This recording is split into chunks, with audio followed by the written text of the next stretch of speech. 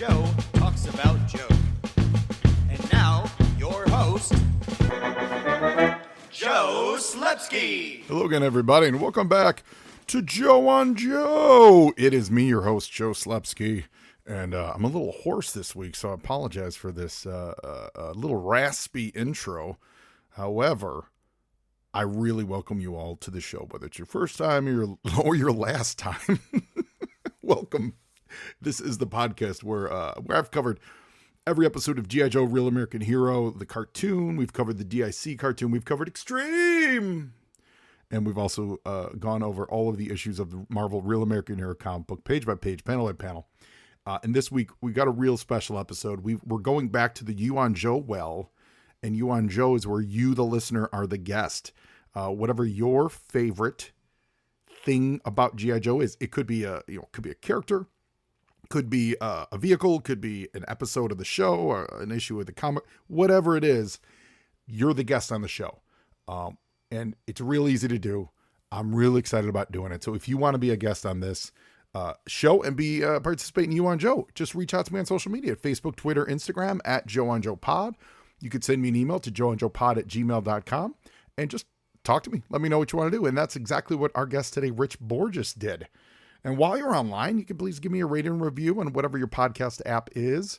That always helps elevate the show and get more listeners. You can visit our Patreon page, patreon.com/JoeOnJoePod, and help support the show in that direction. And you can also give our sponsors, the Movies in a Meal podcast, a good listen because they're fabulous and they deserve it. In the beginning of time, the smallest organism gained sentience and thought to itself, I really need a good meal. Then, a bunch of other stuff happened, and finally the Lumiere brothers started showing movies in France. This was all the inspiration that fellow broadcasters Brad, Keith, and Ben needed to combine these two primal needs into the Movies in a Meal podcast. The Movies in a Meal is one of the most casual and relaxing film talk podcasts you could ever listen to. These three friends enjoy a good meal together while talking all about the movies. And not just reviews, they do favorite lists, comparison discussions, genre talks, anything and everything that you can think of. They've even broken their solemn promise inherent in the name and branched out into TV talk. So I love the variety of films they bring to the table. They cover new releases, classics, cult films, often in one episode. It's really a delight to listen to, and it has something for every movie fan out there to enjoy.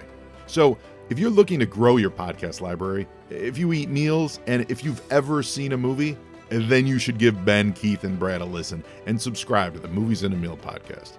They've been a great sponsor to this show. I love the Movies in a Meal podcast, and I'd like all of you to love them too. So like I said, this week is a quintessential example of what You and Joe is all about. Today's guest, Rich Borges, he reached out on social media and was like, hey, Joe, I love myself some Anthony Gambello, and I want to talk about The Flash. That was it. That's all it took. I really enjoyed this conversation with a new friend of the show, Rich Borges, who you can find on Instagram at XRBorges, Borges, X. That's on Instagram. Real nice guy. And we just had a lot of laughs talking about a absolutely criminally underused member of the original 13 Joes. So I really know you're all going to love this talk. Put on your bright red catcher's gear, plug your laser into your backpack, and enjoy this conversation with Rich Borges talking about The Flash. Yeah, man, it's just you and me talking Flash, who there's not much to talk about The Flash. No, The Flash. I mean, Flash. I'm sure we'll get into it, but it's just that memory of playing on my floor, yeah, he get very little love in the shows, very little love in the comics. I mean, Devil's Due killed him. Yeah. Well, he's got, so from the original OG 13, he's got one of the better, that hockey The pad. standout. Yeah, the hockey, Yeah. right. He's a standout look of a character. He absolutely is. Mm-hmm. I never had him, though. I never had Flash as a kid. But he was ignored on the show. Well, if minimal. you give everybody on the team a laser gun, the laser rifle trooper isn't nearly as important. Exactly. Exactly. And the cartoon, being a laser rifle trooper means nothing. It's kind of like with Ace, Yeah. how Ace was really put aside because everyone Yeah. flew, we were lucky that Everybody can fly a yeah, jet. we were lucky that Wild Bill was so Wild Bill because Yeah. then he was a character more than a helicopter pilot. Right. Exactly. They could throw all those Southern cliches Yes. at us. Yes. Yep. Good old, yeah, absolutely. hmm In Flash was just never, he Wait, was and doomed, then he was doomed from the because start. And then his name is literally a DC Comics superhero. trademark. Yep. So So that's and I'm going to be honest with you. I to this day hate the character of Sci-Fi because he replaced because he my replaced boy. Flash, yeah. Yeah. And I know Sci-Fi was all over the not very great video game Operation Blackout. Oh, Blackout. the newest one, yeah. Yeah. And Sci-Fi is in there, and they are actually talking about throwing Sci-Fi into the classified series early on Yeah. in the line, saying Sci-Fi. And I'm like, no, you're ignoring my favorite. I mean, I had Sci-Fi, but I have Flash now, but I had Sci-Fi long before I had Flash. So I liked Sci-Fi, but even then, so he was made redundant by two people, because not only is he the laser trooper, but he also works as a sniper. So then you get Lowlight, who makes him doubly redundant. Yep. Between his copyrighted name, his quick redundancy. Yep. Now, from what I was able to look at, find online, is the DC Superpowers line is what made his name unusable in the toys. So that's why we never really got another Flash until you get to there's a 2005 Anthony quote. They called him Anthony quote Flash Gambello, and then you get Sergeant Flash in 2007. So you go 22 years of them going, how do we do a Flash? Right? And the Rise of Cobra one, and he looks like a flamethrower. Well, that's 2009, and that that is. You're right, and that is Anthony Flash Gambello, and that is he looks like a flamethrower guy. He looks like a bomb specialist. He it's funny, that's not my, like, when we've done these shows, that's when I've really looked at those years of toys. I wasn't really into those, and I do keep seeing so many designs, and this is 100% one of them, where I feel like the design came first, and then they said, who can we put a name on? So much of the early line feels organic for the most part. I think you get into some of the Vipers. I think that gets a little dodgy of, okay, look first, then they go, well, let's call him a Viper. When he really should have been just a named person. But with this that era of the Rise of Cobra stuff, what did we just talked about? Rakondo. There's a bald Rakondo. I'm like, that's not. Why would you? What? And then and I think Flash falls into that too. This 2009 Flash where he's not Flash. So going back to the original, when did you have Flash right away? Like, was that one of your first figures? What was that? Yeah, he was definitely one of my first figures. I was all in on that first 82 wave for sure. And Flash was one of them. I remember, prone in my parents' living room, playing with Flash. And he had a laser, and he stood out because he had that big orange chest plate or whatever. I don't even know what it's supposed to be. Like, for me, it always looked like a baseball catcher's gear. Yeah, catcher's. When I was a kid, it was always catcher's gear. But on a figure that I love the flip down visor. Yeah, man, everything about it. On a figure that size, there's not a lot of room to, there's not a lot of room to do, like, when you're doing similar molds, there's not a lot of room for personality, right? In those early ones where they were all similar molds. And this one they really did a good job with this, He's really, it says I'm part of the team, but I'm my own dude. The red pops, or orange, red, whatever that is, pops. The silver really works well. He didn't have that Michael Ironside looking grunt head. Yep. No, he was a good looking dude. Handsome, right? He was a handsome Italian man. It worked. And truth be told, I felt like the figure looked like me as a child too, which also probably factors in. You know, sure. Brown haired white guy. That it was me. Yeah, I felt that way about Dr. Mindbender. Well, you also have, and this has to be literally the first because it is part of the first line. You had a gun that connected to the backpack. I can't tell you how much that is fascinating to a young kid. Would you agree? Yeah. Oh, absolutely. That whole setup there. He, just a great figure, and yeah, he couldn't lose his gun. It was sticking to his backpack. Awesome. It's funny. I have never considered it a power pack, but it's makes sense that it's a power pack. I just never called it that until you look on yojo.com and you see that, oh yeah, they call it a power pack. But yeah, anything that you would attach to the characters, Blowtorch counts as that.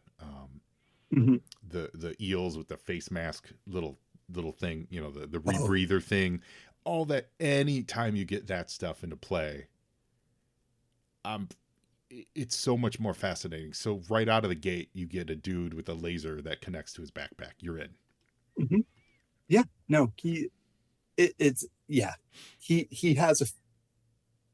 like 2 or 3 standout moments in the very early comics. Yes, I think he dips out after, looking at him now, probably 7. Like, you don't really see him a whole lot. I grabbed a space shuttle, the 65 there, thinking he was in it because, they went into space and he's a science officer as well, right? Yeah. Technologies. And no, he's not there. No. I'm just trying to fill in blanks where there's none. No, there's not a whole lot. No, he's really, he's Larry did a good job early on of trying to kind of showcase / find the personalities of everybody. And Flash did not. Anthony Gambello did not rise to the top. You could say Clutch certainly did, and then he eventually faded out. Breaker got a lot of love early on. Flash had that cool moment though, which taught me he's got it. Yeah, he cuts through that pipe to get to the. And he trims off the sliver of conduit or covering to get to the power wires, cables, right? to the wires beneath it on Cobra Island. Yeah, and again, as a kid who was trying to learn about stuff, I was like, "Oh my god, that's how wires work." What? Like, it's not just a piece of plastic. There's metal underneath there. What? I used to take apart. Electronic toys that I had, not G.I. Joes, but like if I had a toy that I had for a little while, like I remember specifically I had a Star Wars clock, and I really loved it, and I was so curious about how it worked and stuff. So I would just take all the screws and do it the right way, like with screws and pieces and all that stuff, and never was able to put them back together properly. But I was always curious about it. So seeing Flash do that in the comic, I was like, oh, that's so cool. And then years later, you see that they have heat guns that do that with wires, and just a little heat gun that melts it away. I always flash back to that moment in G.I. Joe to this day. I flash back to that.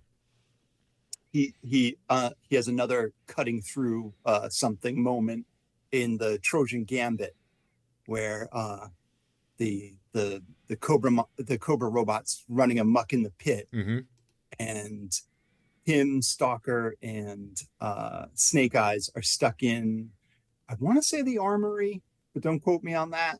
And he has to help cut through the door, but because there's limited oxygen in there, he has to do it slowly. So I think Snake Eyes meditates and reduces his heart rate, because Snake Eyes is Snake Eyes. Yeah. That's one of the all-time great issues of all time. Like it's Trojan Gambit's always should always be in someone's top 10 of G.I. Joe issues. just because it showcases everybody. It shows teamwork. It's got a bit of the Die Hard feel to it, of like you're locked in one building. There's a ticking clock. There's people up top that can't see it. Can't see what's happening down below. You're keeping a secret from someone. They're trying to keep it secret. Yeah. That issue is so good. And yes, so many great cross sections of the pit. Yep. His slow burn to not use up all the oxygen in the room is such a great move. And then he disappears. Yeah. Oh yeah. No. Yeah. And I was looking in issue, I want to say it's 8, where I'm like, oh, it's probably Flash. No, it's Grand Slam. Yeah. As a matter of fact, in issue 6, there's a computer printout of who's going on this mission, and it says Grand Slam, but later in the issue, it's actually Flash, and they call him Flash. He has his laser rifle. He has all this, so he gets no love. He's the Rodney Dangerfield of G.I. Joe's for sure. Grant, and for listeners, I mean, you probably most know this, but almost all of them, except for really Snake Eyes, they almost all reuse the same pieces. And so Grand Slam is literally just a Flash with Grunt's head, Grunt, that Michael Ironside looking Grunt head.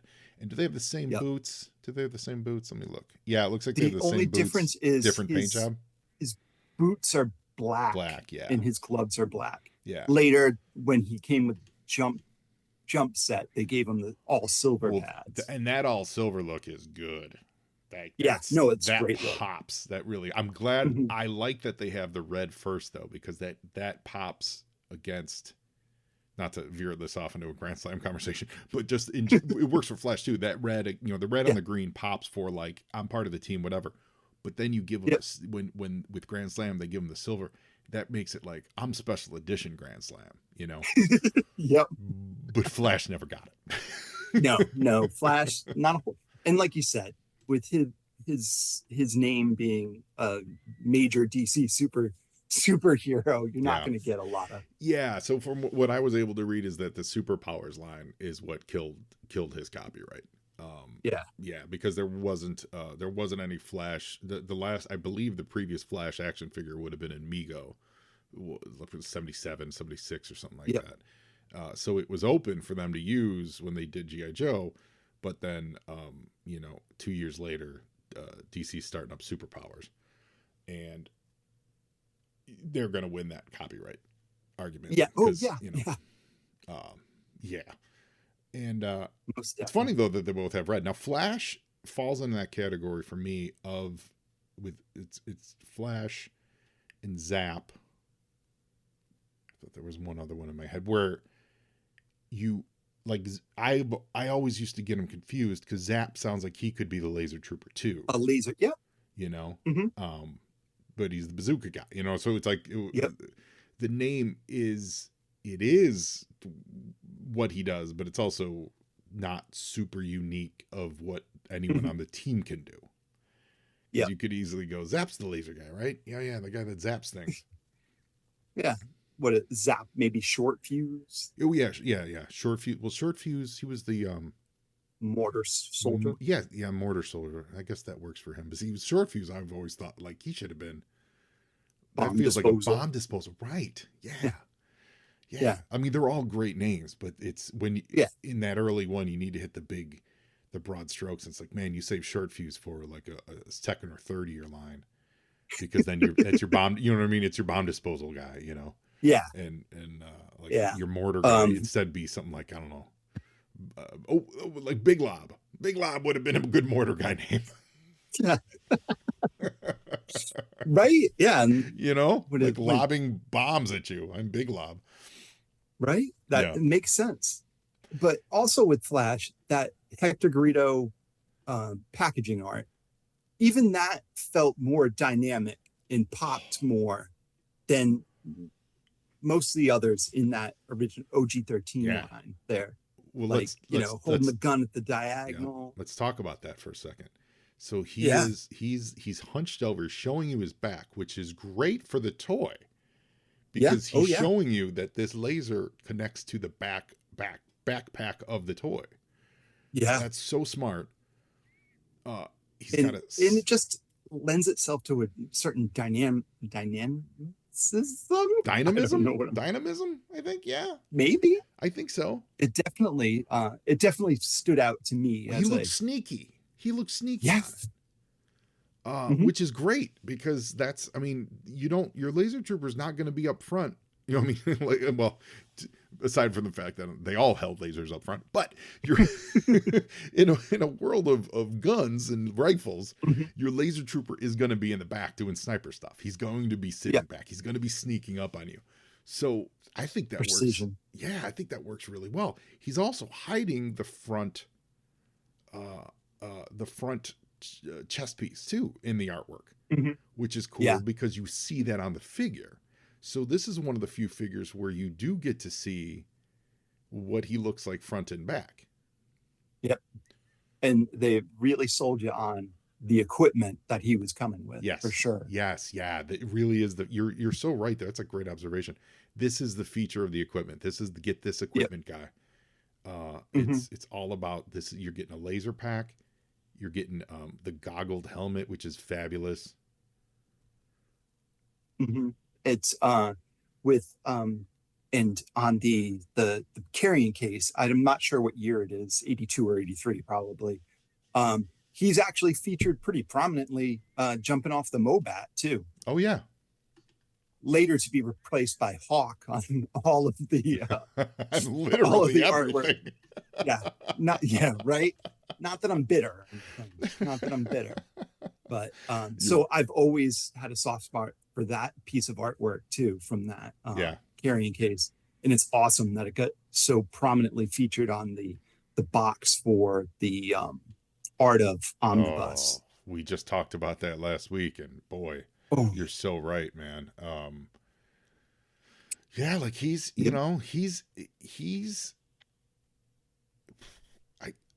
Grunt got more personality time for sure, when they show him grow up and go to college and all that stuff. Yep. But Flash is really high up there with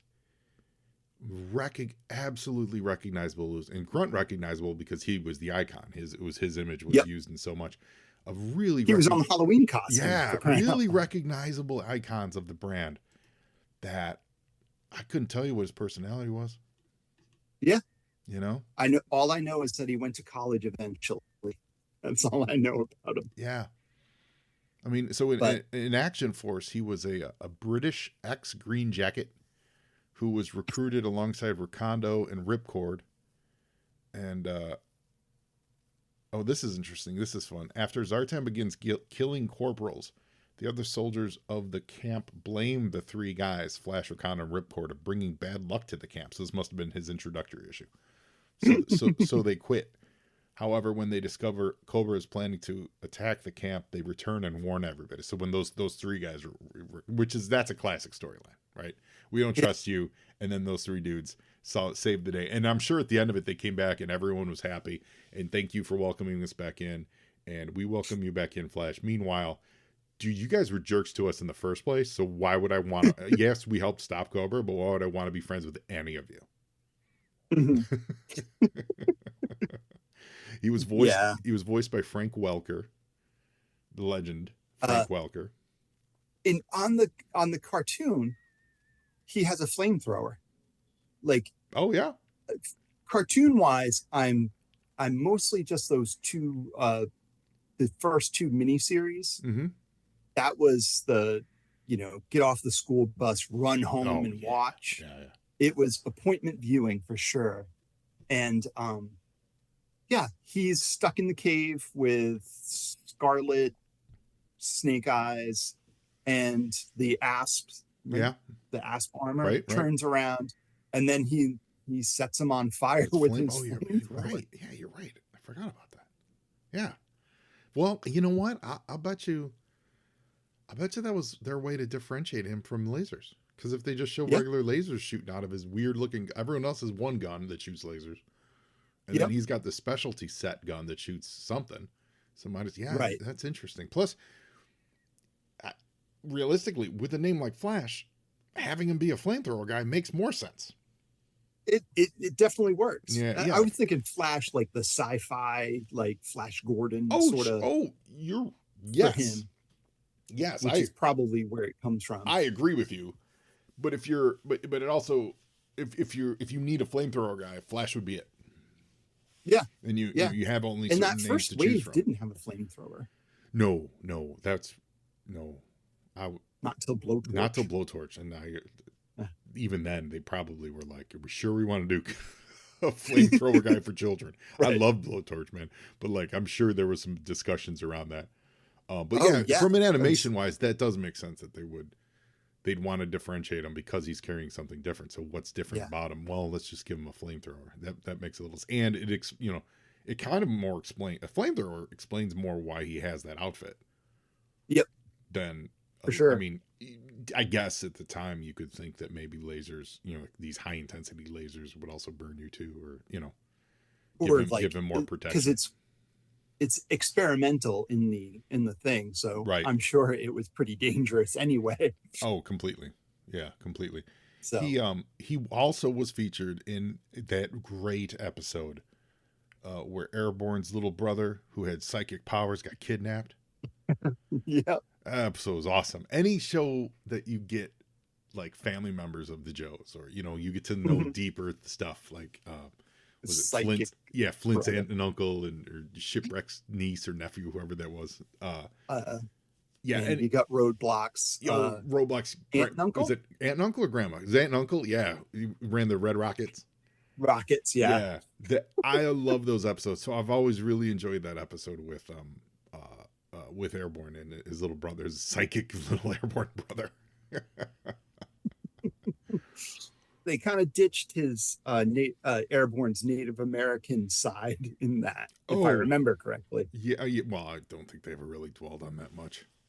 No. Man, Airborne's such a great figure too. So that's the thing. Flash is a gateway figure for you to talk about other characters. Oh yeah, because there's very little media to support him. Yeah. See, he's from Lodi, California. Oh yeah, he's from Lodi, California, which is like Central California. That's what? Oh, it's the Creedence Clearwater Revival song "Lodi" is about Lodi, California, and it's a heavy wine region. There's a lot of wineries in Lodi. Huh. Yeah. So, no offense to anybody, I'm a quarter Italian. He's a drunk Italian from the middle of California. That's what Anthony Gambello is. I know my. That's what we got. Yeah. That's what we're playing with. Yeah, Lodi is a great I'll song tell you by that- CCR. But yeah, go ahead. That the Rise of Cobra Flash Mhm. could easily have been another Blowtorch. Oh yeah.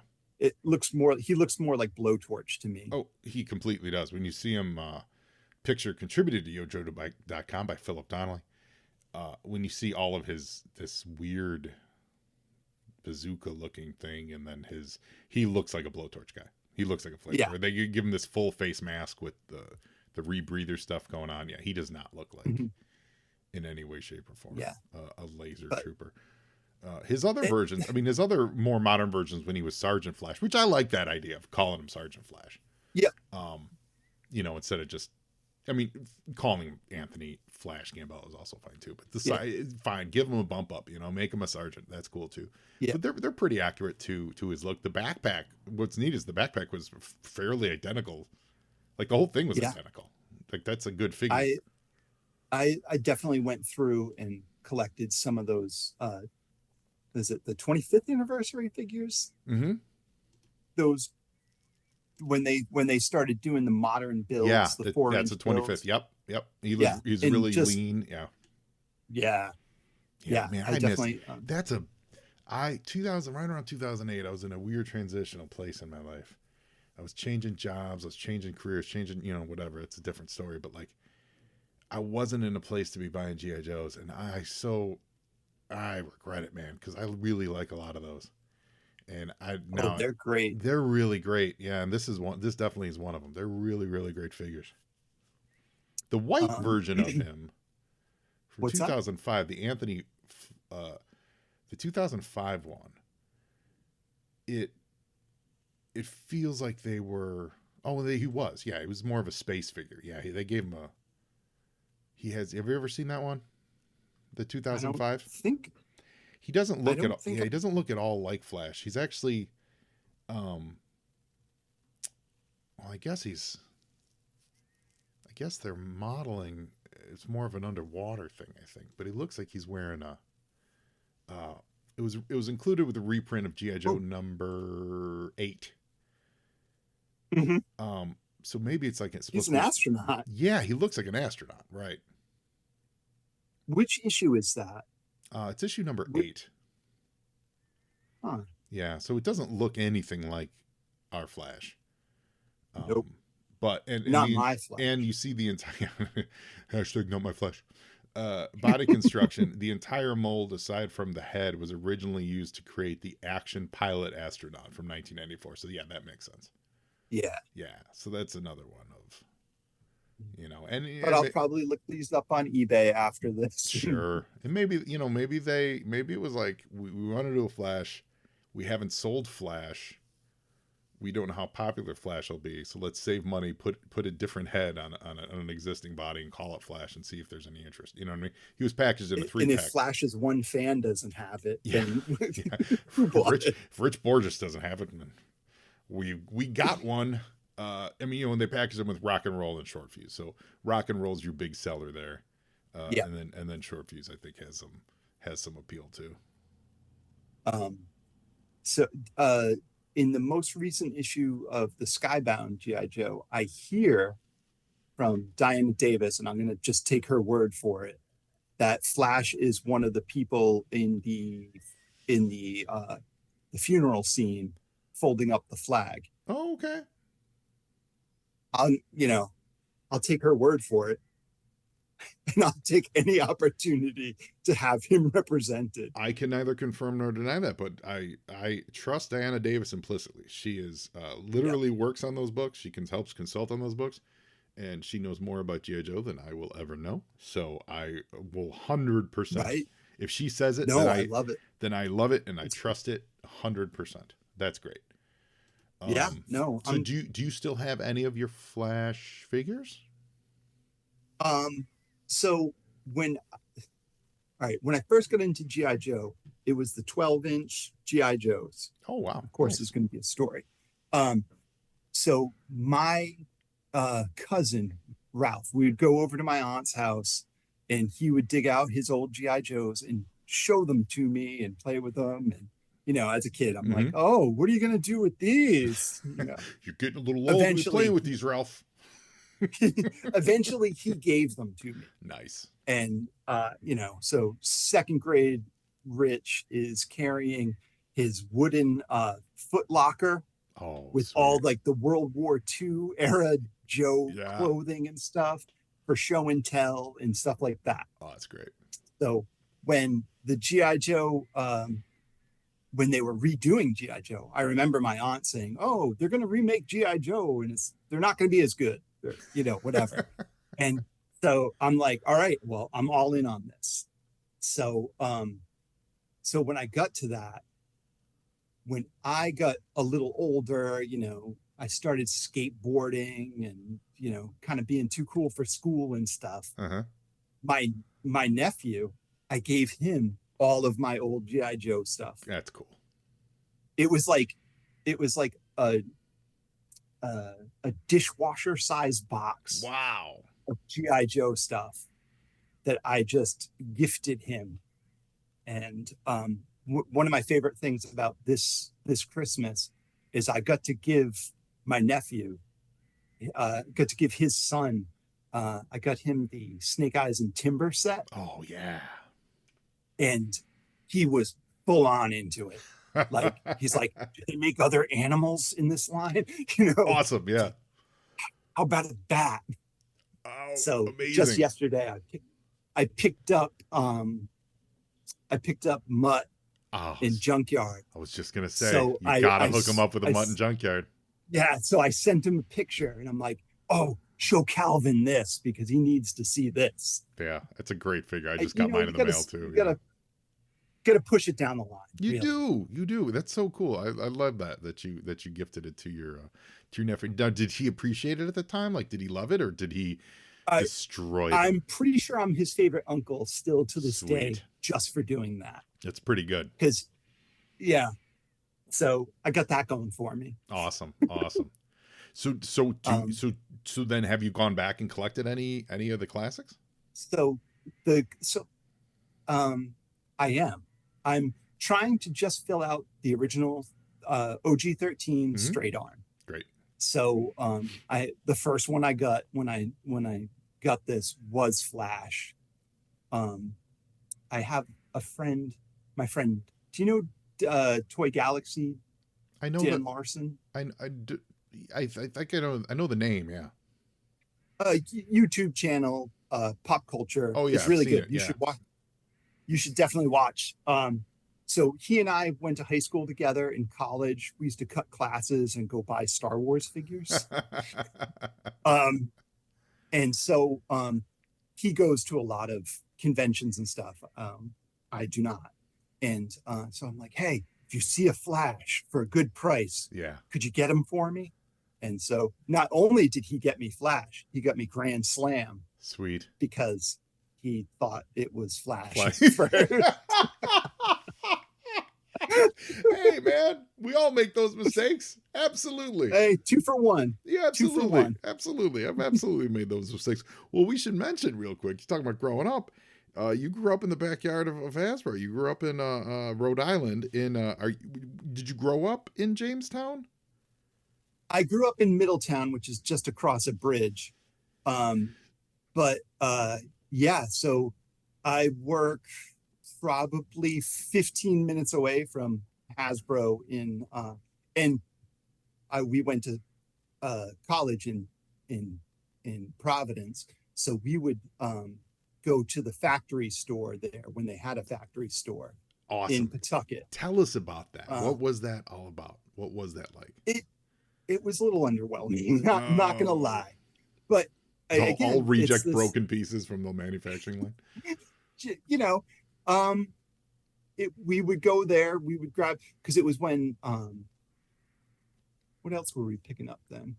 Then we had KB Toy, which is another local-ish. It was KB. Pittsfield, Was Mass. KB? Oh, KB's Toys was from Massachusetts because we had KB in Yep. Chicago. I loved KB. It was the mall. It was the mall store. The Toys R Us was their Yeah, own it's store. the mall store. Yeah. Yep.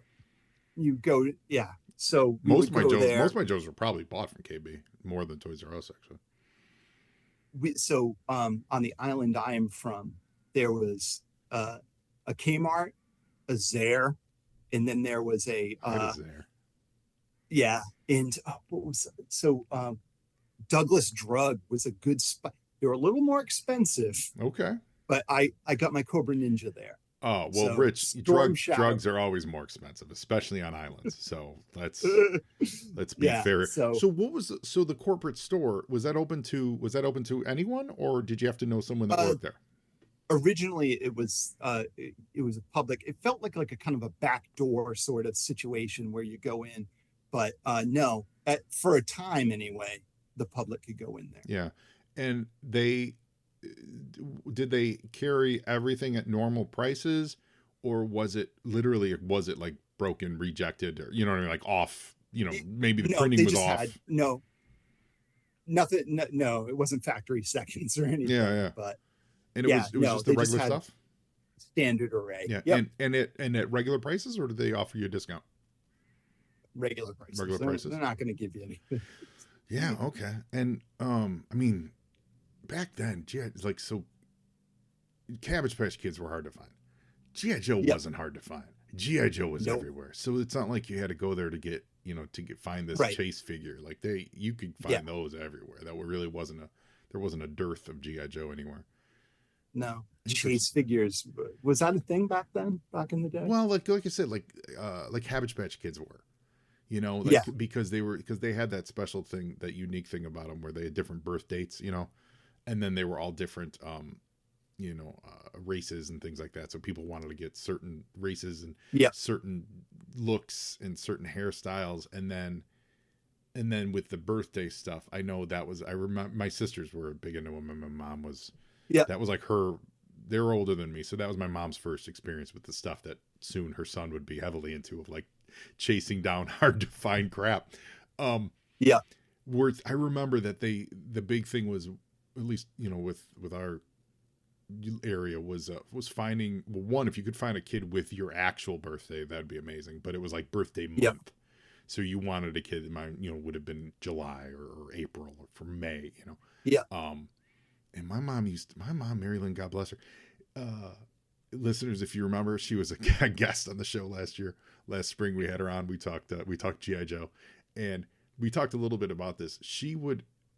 They were like black market Cabbage Patch dealers. Like, they would go, they would find out when the shipments were being delivered, go to the alley of the Toys R Us, and get them off the truck. Like, that, it was wild. But you didn't have to do that with G.I. Joe.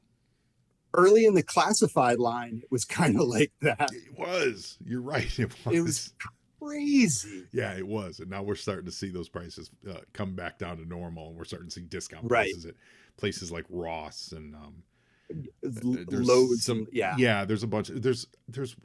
I actually don't even know what it was, but there is what it is. There is one like Ross style store. I think it's on the East Coast that everyone talks about going to. Ollie's, yeah. I've never heard of Ollie's. I've never been in Ollie's. Never seen an Ollie's, but apparently Ollie's is hot with discount GI Joes. Me and a couple. So I have a couple of Joe friends, and my friend Will was like, "Oh, I'm making an Ollie's run. Yeah. You're looking for anything, or we gotta tighten it, It's good to have a network for stuff like this. We've got one definitely. as well, and it's good because you remind people, hey, this is dropping on this date, or I can't make it, I gotta work, can you buy me, when we order 2 for me, kind of a thing.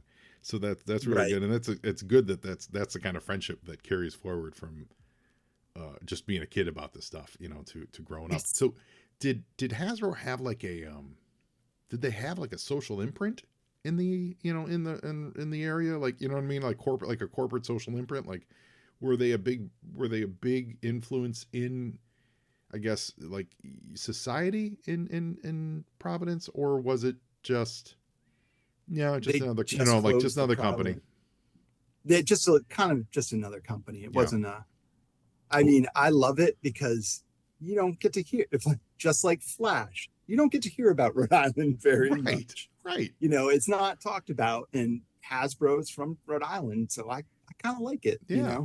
But it wasn't like home of G.I. Joe or anything like that. No. Oh man. No. As good as branding, as good as they are with their branding, they got to get on that.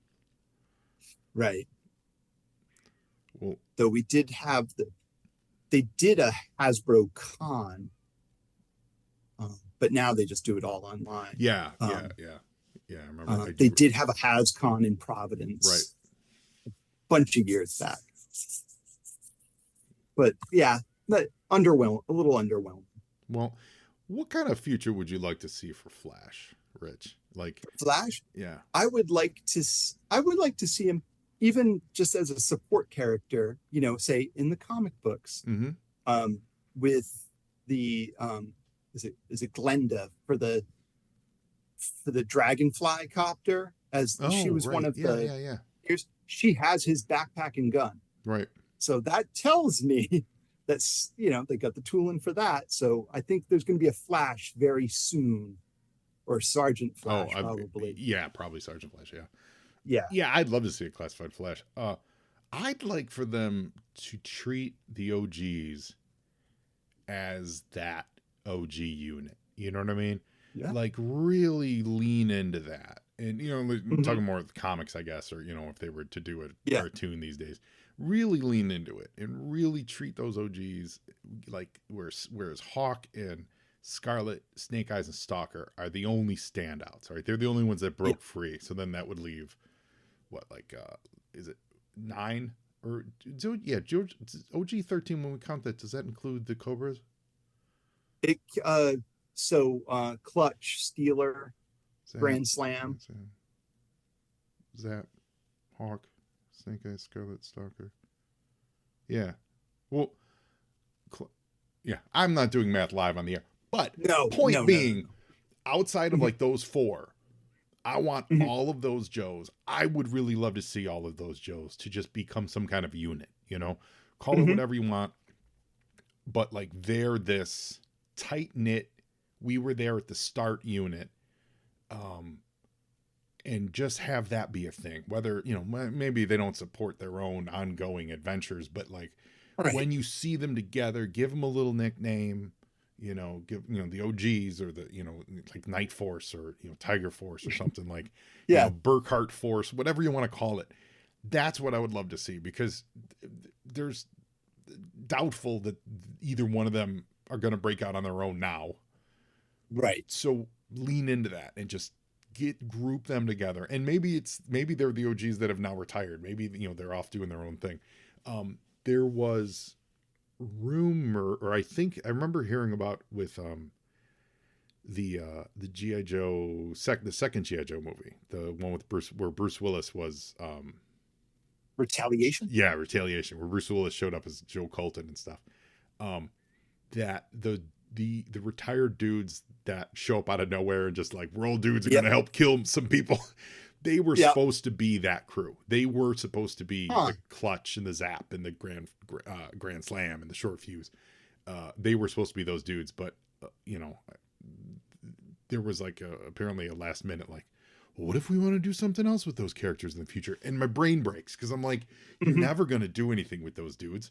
You also then have 500 other characters if you want to do quote unquote Right. do stuff Right. with. There's no shortage. Yes, there's no shortage. You're not burning characters by including those dudes as the original OGs. And if you want to do something new with them and obviously use younger actors, Yeah. then guess what? He passed the name down. Like, no one's gonna care. Right. Like, that would have Yeah. been, I guess that was originally, at least at some point, that was the plan, that those dudes were That supposed was to. in their head. Anyway. Yeah, and that would have been great. He shows up. Are and you reading? Are you reading the Energon Duke? I am. Energon Yeah, I've read the universe first issue. Yeah. Okay, so at the end of that issue, they at least pulling in Rock and Roll and Yeah.